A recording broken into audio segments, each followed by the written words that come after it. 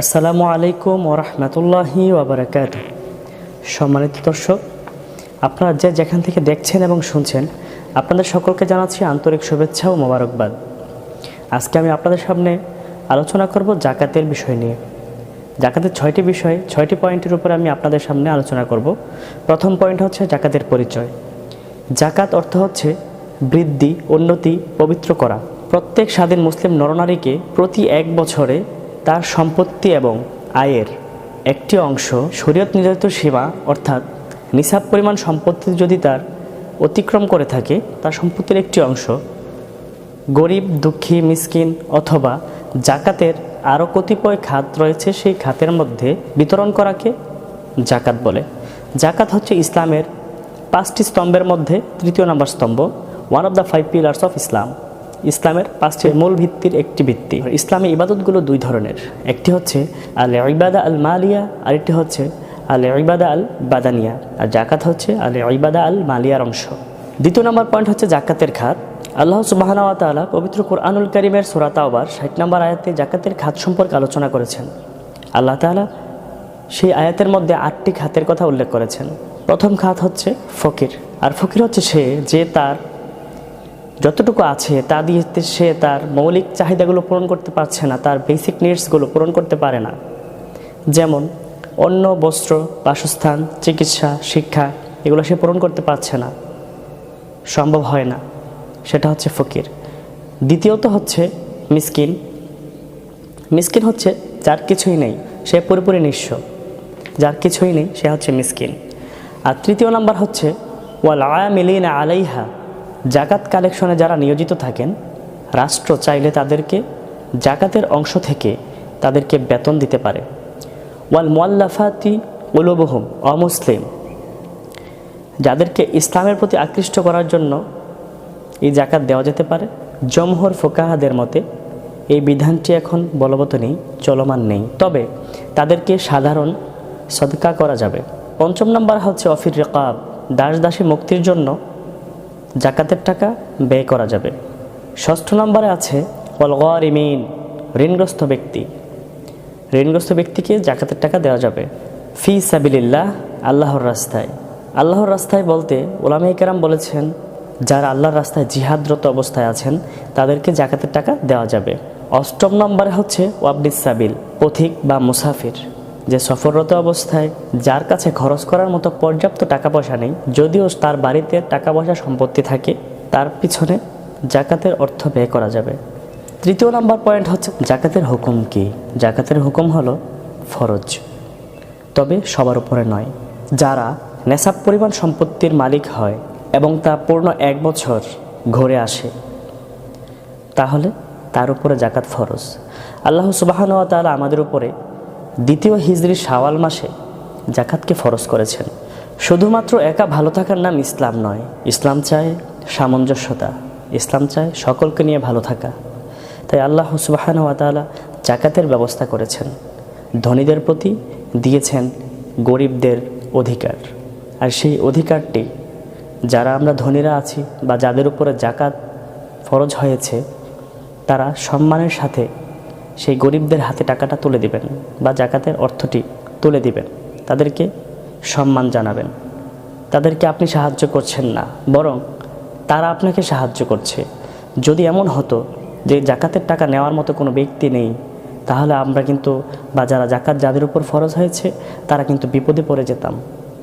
সেই কারণে তাদেরকে সম্মান জানাবেন। তারা আপনার উপকার করছে, আপনি তাদের উপকার করছেন না। তারা আপনার জাকাতের টাকাটা নিয়ে আপনাকে উপকার করছে, তাই তাদেরকে সম্মানের সাথে টাকাটি বা অর্থটি দিবেন। 4র্থ নাম্বার পয়েন্ট হচ্ছে কতটুকু সম্পদ থাকলে জাকাত দিতে হবে। এটি একটি গুরুত্বপূর্ণ বিষয়। নেসাব পরিমাণ সম্পদ থাকলে জাকাত দিতে হবে। নেসাব পরিমাণটা কি? সেটা হচ্ছে কারো যদি 52.5 ভরি রূপা অথবা 7.5 ভরি স্বর্ণ থাকে, অথবা 52.5 ভরি রূপা এবং 7.5 ভরি স্বর্ণের সমপরিমাণ টাকা থাকে, তাহলে তার উপরে জাকাত ফরজ। এটা আবার কিনা দাম নয়। স্বর্ণ বা রূপা কিনতে গেলে, ক্রয় করতে গেলে যেই অর্থ প্রয়োজন পড়ে সেটা হবে না, বরঞ্চ আপনি সেটা বিক্রি করতে গেলে বিক্রির যে রেট হবে বা বিক্রির যেই দাম হবে, যে মূল্য হবে, সেই মূল্যটিকে ব্যবহার করেই সেই মূল্যের হিসাব করে জাকাত দিতে হবে। যদি আপনার কাছে এমন কোনো অর্থ থাকে জাকাতের যেটা আপনি চাইলেই পাবেন, আপনার কাছে থাকুক বা কাউকে ধার দিয়েছেন বা কারোর কাছে ধার দিয়েছেন, চাইলে আপনি টাকাটা পাবেন, অথবা আপনি ব্যাংকে রেখেছেন, ব্যাংক থেকে আপনি চাইলেই পাবেন, তাহলে সেটার উপরে জাকাত আসবে, জাকাত দিতে হবে। আর যদি এমন হয় যে টাকাটা আপনি কারোর কাছে ধার দিয়েছেন অথবা কোথাও রেখেছেন বা হারিয়ে যাওয়ার সম্ভাবনা আছে, এমন কোনো জায়গায় আছে আপনি চাইলেই পাবেন না, যদি পরিস্থিতি এমন হয় তাহলে সেটার উপরে জাকাত আসবে না। তবে সেটার উপরে জাকাত আসবে যদি টাকাটি আপনি হাতে পান, তখন এটার উপরে জাকাত আসবে। আরেকটি বিষয় হলো, বর্তমান পরিস্থিতিতে, দুর্ভিক্ষের এই পরিস্থিতিতে স্বর্ণের হিসাবে জাকাত না দিয়ে রূপার হিসাব করে জাকাতটা দিলে সবচেয়ে ভালো হয়, উত্তম হয়। 5 নাম্বার পয়েন্ট হলো, জাকাত আদায় না করলে শাস্তি কী হবে। আল্লাহ সুবহানাহু ওয়া তাআলা বলেছেন, যদি জাকাত আদায় কেউ কৃপণতা করে না করে থাকে, যার উপরে জাকাত ফরজ হয়েছে সে যদি সেটা আদায় না করে থাকে, তাহলে আল্লাহ সুবহানাহু ওয়া তাআলা কিয়ামতের দিন তার গলায় সেটাকে পেঁচিয়ে দিবেন। রাসূল সাল্লাল্লাহু আলাইহি সাল্লামের হাদিস থেকে এসেছে, যদি কোনো ব্যক্তি জাকাতের টাকাটি আদায় না করে থাকে, তার জাকাতের অংশটুকু ব্যয় না করে থাকে, তাহলে কিয়ামতের দিন কালো রঙের টাক মাথা বিশিষ্ট একটি বিষধর সাপ তার শরীরে পেঁচিয়ে দেওয়া হবে এবং সেটি এত বিষ থাকবে সেটা, যেই বিষের কারণে তার মাথাটি টাক বিশিষ্ট থাকবে। আমি তোমার সেই সংরক্ষিত সম্পদ যেটা জাকাত তুমি দাওনি, আমি সেই সম্পদ, এই বলে বলে সে আঘাত করতে থাকবে, কামড় দিতে থাকবে।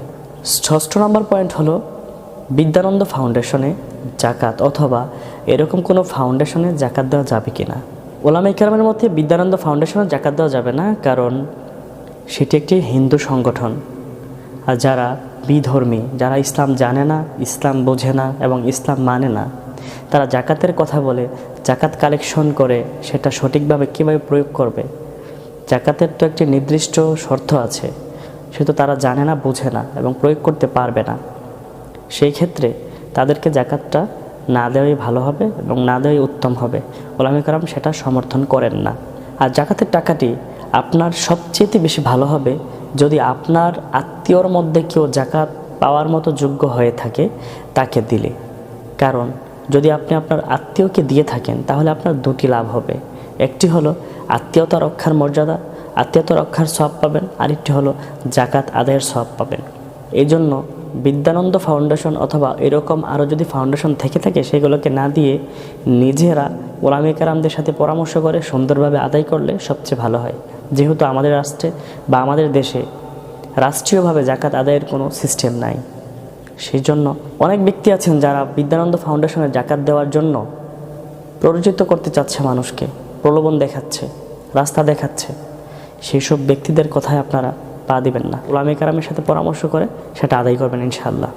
আল্লাহ সুবহানাহু ওয়া তাআলা আমাদের সকলকে সঠিক বুঝ দান করুক এবং জাকাতকে বোঝা মনে না করে সেটাকে মনের প্রাণে স্থান দিয়ে সে আমলটি করার তৌফিক দান করুন। আমিন।